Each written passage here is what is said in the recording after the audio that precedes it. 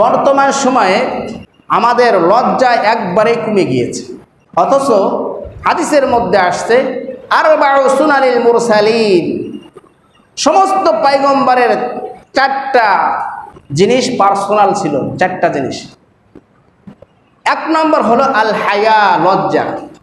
আমাদের তো লজ্জা বলতে নাই বললেই চলে, আত্মমর্যাদাবোধ বিষয় আমাদের নাই বললেই চলে। ফেসবুকে নিজের প্রাপ্তবয়স্ক মেয়ের ছবি ছাড়ে, ফেসবুকে নিজের স্ত্রীর ছবি ছাড়ে। এটার দ্বারা কি বোঝায়? যখন বিবাহ অনুষ্ঠান হয় তখন মেয়েকে সামনে রেখে দেয় আর সবাই এসে ছবি তোলে।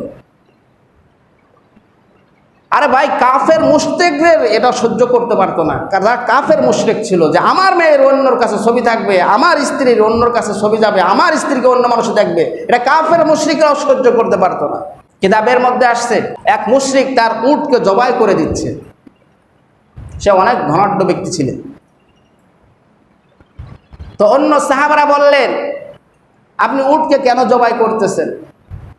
তো সে বলল যে এই উট আমার কোনো প্রয়োজন নাই, আমি ইচ্ছা করলে বিক্রি করে দিতে পারতাম, মাংস আমার পর্যাপ্ত পরিমাণ আছে, তারপরও এই উটকে জবাই করতেছি। তার কারণ হলো এই উট যদি আমি অন্য জায়গা বিক্রি করি তাহলে এই উটে অন্য মানুষ চড়বে, আরোহণ করবে, আর এই উটে আমার ফ্যামিলির মহিলারা চড়েছে, এটা আমি সহ্য করতে পারবো না, এই জন্য আমি এই উটকে জবাই করে দিচ্ছি।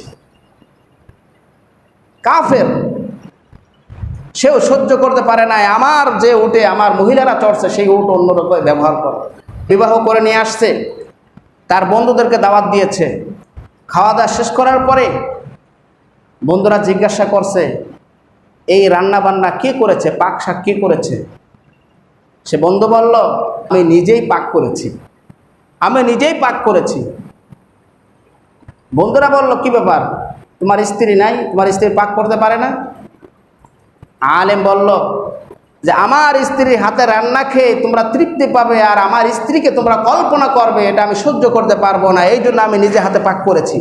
এই জন্য আমি নিজে হাতে পাক করেছি যাতে আমার স্ত্রীর কল্পনা জল্পনা যাতে তোমাদের অন্তরের ভিতরে না আসে। ফেসবুকে যদি কোনো প্রাপ্ত বয়স্ক মেয়েদের ছবি ছাড়ে তাহলে এটা জিনার গুনাহ হবে। আইনুন নজরি মারহা, মহিলাদের চেহারা দেখাও কবিরা গুনাহ, জিনার গুনাহ, যেটা তওবা ছাড়া মাফ হবে না। তওবা না করে মারা গেলে বেঈমান হয়ে মারা যাবে। এই জিনিসটা আমাদের বেশি বেশি প্রচার করা দরকার, অনেকেই জানে না এগুলা।